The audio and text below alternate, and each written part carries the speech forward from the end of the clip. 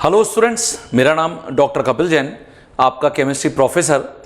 जो redox reaction या रासायनिक अभिक्रियाओं का ये आप पूरा सीरीज़ देख रहे हो, इसमें आज के एपिसोड में मैं आपको कुछ प्रमुख अपचायक और उनके अंदर होने वाले जो रासायनिक परिवर्तन हैं उसके बारे में बताता हुआ दिख रहा हूँ। इससे पहले जो लास्ट एपिसोड्स आप मेरे देख चुके हैं उसके अंदर मैंने आपको ऑक्सीकरण की परिभाषा, अपचयन की परिभाषा, ऑक्सीकारक की परिभाषा, अपचायक की परिभाषा और ऑक्सीकृत उत्पाद, अपचायक उत्पाद, ये सब क्या होते हैं इनके बारे में बता दिया था।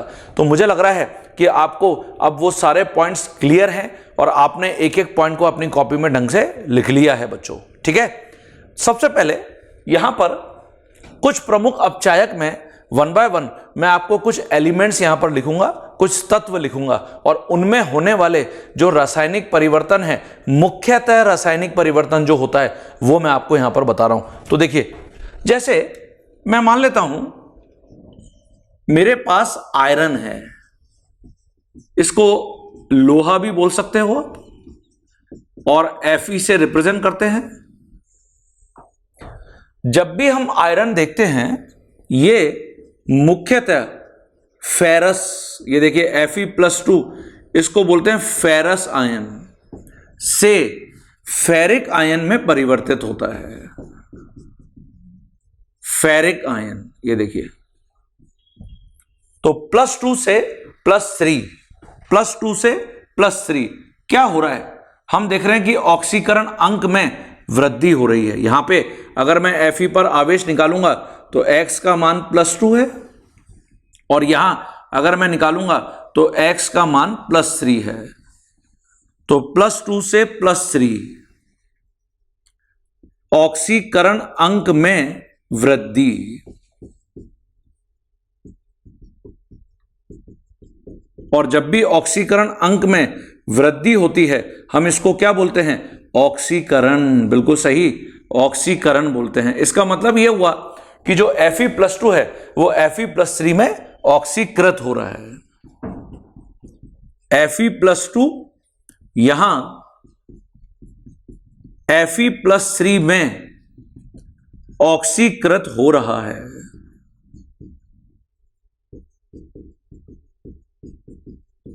इसीलिए जो Fe+2 है, क्योंकि खुद ऑक्सीकृत हो रहा है, दूसरों को क्या कर सकता है, अपचयित, तो इसलिए हम इसको बोलेंगे अपचायक, रिडक्टेंट या रिड्यूसिंग एजेंट। ये देखिए,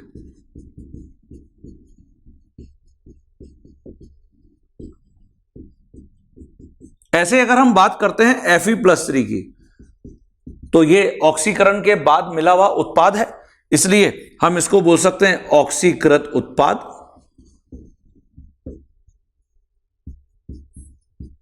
ये देखिए, ऑक्सीडाइज प्रोडक्ट, जिसको हमने ओपी भी बोला था। और एक और यहां पर महत्वपूर्ण बात है स्टूडेंट्स, वो ये है TCION। TCION इसको हम फुल फॉर्म में ऐसे लिख सकते हैं, total change in oxidation number.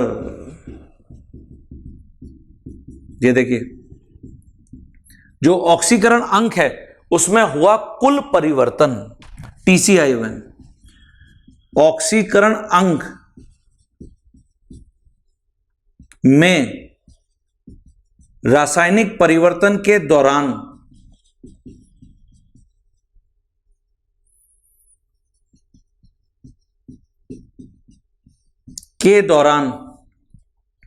हुआ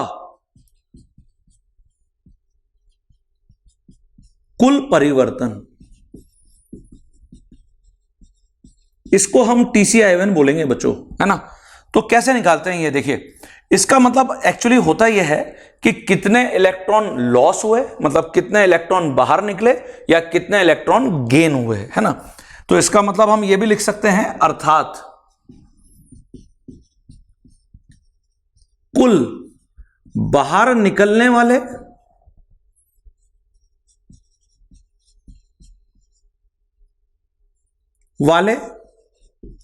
जिसको हम बोलते हैं टोटल लॉस्ट और कुल जुड़ने वाले electron, total number of electrons जो गेन हो रहे हैं, total number of electrons gain की संख्या, ये देखिए, तो इसको हम बच्चों TCI1 बोलते हैं। तो क्योंकि ये चेंज है, इसके साथ कभी भी साइन नहीं लगता है ना, ये नोटिसेबल पॉइंट है, क्योंकि TCION परिवर्तन को बताता है।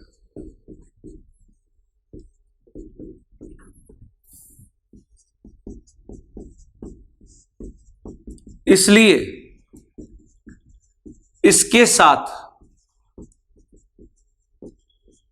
कभी भी साइन का उपयोग नहीं करते हैं। किसका उपयोग नहीं करते हैं? साइन का उपयोग नहीं करते हैं।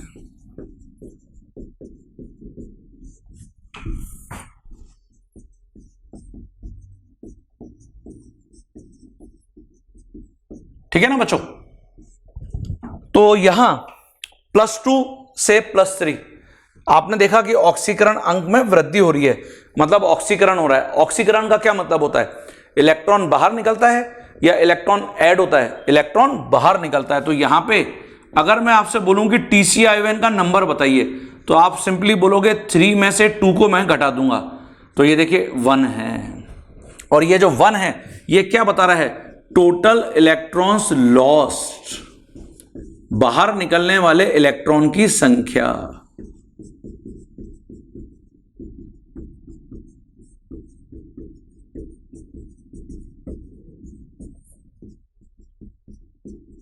ठीक है ना बच्चों? तो यहां पे जब तुम Fe+2 को Fe+3 में परिवर्तित करना चाहोगे, फेरस को फेरिक में परिवर्तित करना चाहोगे, इसका मतलब इसमें से तुम एक इलेक्ट्रॉन घटा दोगे। ये देखो Fe+2 में से। तो इसी प्रकार का उदाहरण हमने ऑक्सीकरण की परिभाषा में भी समझा था। क्या मैं इसको ऐसे लिख सकता हूं क्या? हाँ, Fe+2 से Fe+3 बन रहा है और +1 इलेक्ट्रॉन। ये देखिए, तो TCI1 का जो मतलब है वो यही है, टोटल इलेक्ट्रॉन लॉस या टोटल इलेक्ट्रॉन गेन, मतलब इलेक्ट्रॉन जो बाहर निकल रहे हैं या इलेक्ट्रॉन जो ऐड हो रहे हैं उनकी कुल संख्या, उसको TCI1 बोलते हैं बच्चों। क्लियर है सभी स्टूडेंट को? तो हमने यहां पर क्या समझ लिया कि Fe+2 अपचायक है, Fe+3 ऑक्सीकृत उत्पाद है, और TCI1 हमने हमारे कॉन्सेप्ट में और ऐड किया। जो TCI1 है वो क्या है? बाहर निकलने वाले इलेक्ट्रॉन या ऐड होने वाले इलेक्ट्रॉन की कुल संख्या। तो ये एक प्रमुख क्या है? अपचायक है। अब देखिए सेकंड, टिन। टिन, इसको हम टिन बोल सकते हैं और SN से भी रिप्रेजेंट करते हैं। ये जो टिन है ये हमेशा +2, जिसको बोलते हैं स्टेनस, से +4 स्टेनिक में परिवर्तित होता है। ये देखिए, तो ये चेंज जो है वो क्योंकि स्टैंडर्ड है, लैब में ऑलरेडी परफॉर्म करके देखे जा चुके हैं इनके यौगिकों में, इसलिए हमको ये ऐसे ही याद रखने पड़ते हैं बच्चों। समझ रहे हैं आप सभी? तो यहां जो SN+2 है, X का मान +2 है, और SN+4 X का मान +4 है। तो +2 से +4, इसका मतलब ऑक्सीकरण अंक में वृद्धि, और ऑक्सीकरण अंक में जो वृद्धि होती है इसको हम ऑक्सीकरण बोलते हैं। ये देखिए, तो यहां फिर वही SN+2 SN+4 में क्योंकि ऑक्सीकृत हो रहा है तो SN+2 को अपचायक बोलेंगे, रिडक्टेंट या रिड्यूसिंग एजेंट।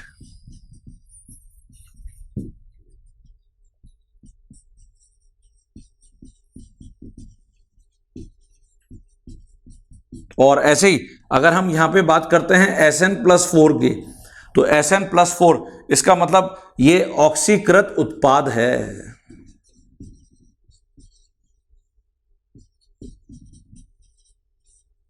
ठीक है ना बच्चों। और अगर आपसे पूछा जाए कि बताइए TCI कितना है, तो आपका आंसर क्या होगा?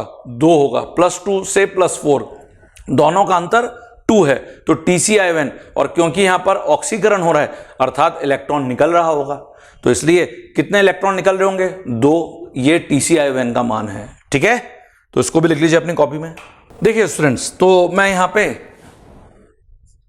जब TCI का मान लिखूंगा तो इसका मतलब यहां पर होगा इलेक्ट्रॉन का निकलना, मतलब कुल इलेक्ट्रॉन निकलने वाले इलेक्ट्रॉन की संख्या।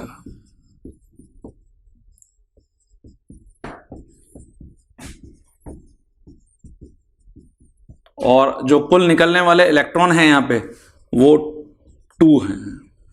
तो इसलिए जो Sn+2 है उसमें से आप 2 इलेक्ट्रॉन अगर सब्ट्रैक्ट होते हुए बताएंगे तो Sn+4 बनेगा।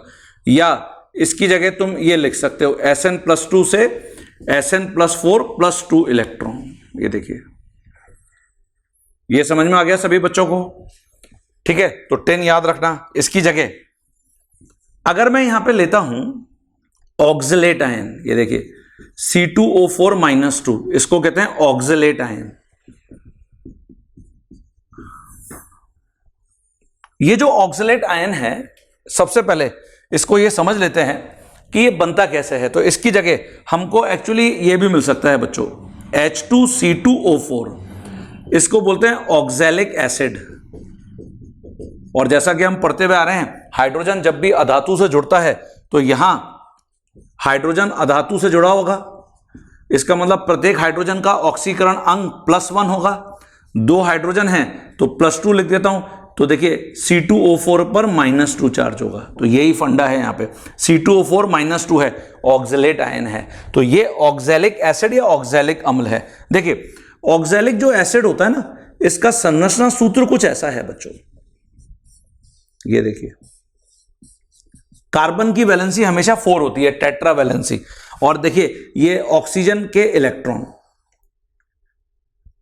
ठीक है, ये हाइड्रोजन का एक इलेक्ट्रॉन क्रॉस से बता देते हैं। ऐसे ही यहां पर भी ये देखिए, बाकी इलेक्ट्रॉन्स को बताने की जरूरत नहीं है। अब अगर ये अम्ल है तो ये किस प्रकार से विघटित होता होगा? हाइड्रोजन का भी ये जो इलेक्ट्रॉन है ये ऐसे ऑक्सीजन के पास चला जाता होगा। ये देखिए, इसका मतलब हाइड्रोजन के पास तो 0 इलेक्ट्रॉन रह गए, 2 प्रोटॉन बन गए। ये देखिए, इसलिए ये अम्ल है, देयरफॉर अम्ल है। और हमको ये आयन प्राप्त होता है। ये देखिए, एक अतिरिक्त इलेक्ट्रॉन दोनों ऑक्सीजन पर आ गया है।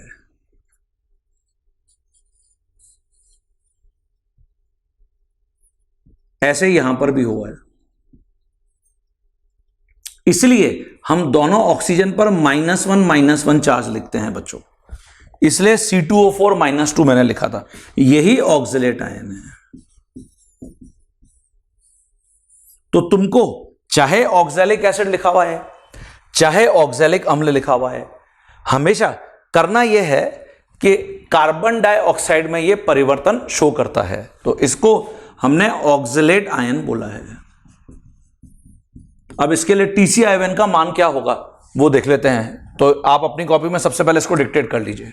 देखिए बच्चों, यहां जो C2O4-2 है, जैसा भी आपको मैंने बताया, या इसकी जगह आपको H2C2O4 लिखा हुआ मिलेगा, इसको हमेशा CO2 में परिवर्तित करना है, कार्बन डाइऑक्साइड। अब मैं अगर दोनों तरफ कार्बन का ऑक्सीकरण अंक देखूंगा, ऑक्सीजन का इसलिए नहीं देख रहा क्योंकि ऑक्सीजन सामान्यतः ऑक्साइड फॉर्म में होता है, -2 फॉर्म में होता है, तो कार्बन के ही ऑक्सीकरण अंक में परिवर्तन हो रहा होगा। तो देखिए 2x ऑक्सीजन 4 × -2 और इज इक्वल टू -2। अगर मैं C2O4-2 ले रहा हूं, अगर H2C2O4 लेते तो हाइड्रोजन के कारण +2 यहां पे जुड़ता और इज इक्वल टू 0 हो जाता। सही है, क्लियर है ना इतना सभी को भी? अब देखिए, मैं यहां पे 2x की वैल्यू कितनी लिखूंगा, ये +6 आ जाएगी, तो x की वैल्यू कितनी आ गई? +3। ये देखिए, यहां हम कार्बन डाइऑक्साइड में चेक करते हैं, तो x oxygen 2 into -2 is equal to 0, तो x का मान +4 आ गया। तो +3 से +4 क्या देख रहे हो? ऑक्सीकरण अंक में वृद्धि। और ऑक्सीकरण अंक में वृद्धि, इसका मतलब ये तो ऑक्सीकरण हो रहा है। तो ये तो क्लियर हो गया यहां पर कि जो C2O4 -2 है, क्योंकि खुद ऑक्सीकृत हो रहा है तो दूसरों को अपचयित करेगा, तो C2O4 -2 अथवा जो ऑक्सैलिक एसिड है H2C2O4, ये अपचायक है। तो हमारी हेडिंग यही थी, क्या? कुछ प्रमुख अपचायक। तो यहां पे सभी में होना यही था, ऑक्सीकरण अंक में वृद्धि ही होनी थी, ठीक है।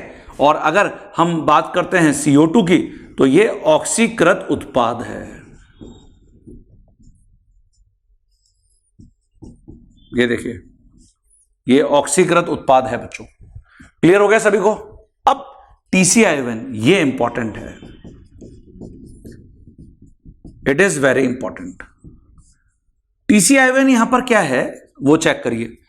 आप देखिए, मैंने यहां पे प्रति कार्बन परमाणु ऑक्सीकरण अंक निकाला तो +3 आया है। कार्बन के यहां 2 परमाणु हैं, मतलब ऑक्सलेट आयन में मिनिमम 2 कार्बन तो होने ही चाहिए, तभी वो C2O4 -2 बनेगा।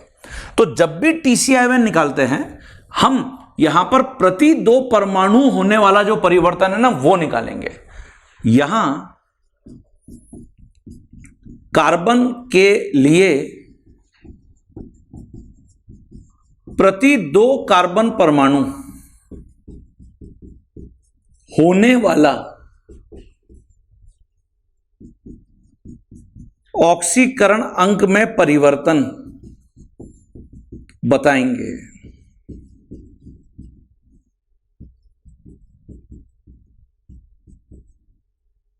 ठीक है ना बच्चों? तो ये बहुत महत्वपूर्ण था। तो ऐसा क्यों बता रहे हैं? क्योंकि यहां पे कार्बन के 2 परमाणु मिनिमम है। मिनिमम का क्या मतलब हुआ कि अगर तुम यहां पे C2O4 -2 की जगह इसको ऐसे लिख देते CO4 -2, क्या ये ऑक्सलेट आयन है? नहीं, ये ऑक्सलेट आयन नहीं है।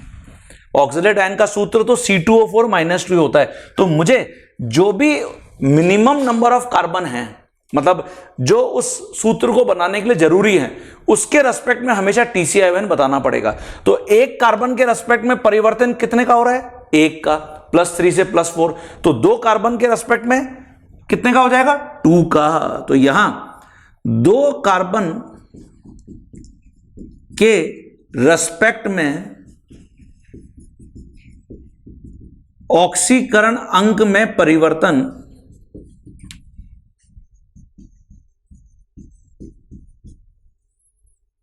क्या होगा? 2 का होगा। ये देखिए, इसका मतलब जो TCI1 का मान है वो 2 है, अर्थात कुल 2 इलेक्ट्रॉन बाहर निकले होंगे।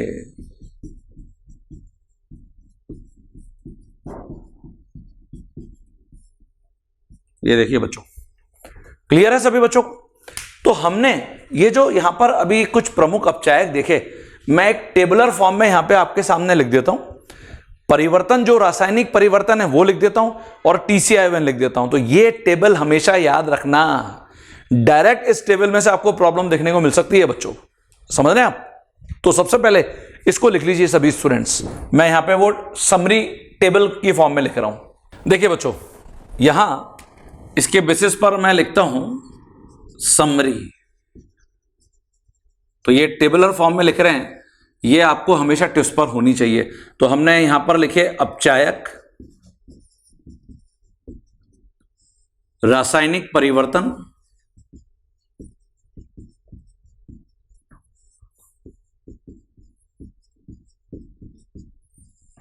और इनमें होने वाला जो TCI1 है। ये अभी हमने डिस्कस तो केवल 3 ही किए हैं। क्या केमिस्ट्री में ये सिर्फ 3 ही है क्या? नो, बहुत सारे हैं, लेकिन प्रमुख ये हैं जो बार बार हमारे सामने आते रहते हैं। ठीक है ना? तो सबसे पहले हमने जैसे आयरन को लिखा, ये +2 से +3 में परिवर्तन बताया। TCl का मान 1 है। ऐसे हमने फिर टिन लिखा, ये Sn+2 से Sn+4 में परिवर्तन बताया, TCl का मान 2 है। ऐसे ही हमने C2O4-2 या H2C2O4 लिखा, ये CO2 में परिवर्तन बताया, और इसलिए हमने जो TCl है उसका मान यहां पे 2 लिखा है। देखिए ये क्यों 2 है वो मैं आपको यहां पे क्लियर कर चुका हूं। तो ये टेबल याद रहेगी क्या सभी बच्चों को, है ना, महत्वपूर्ण है।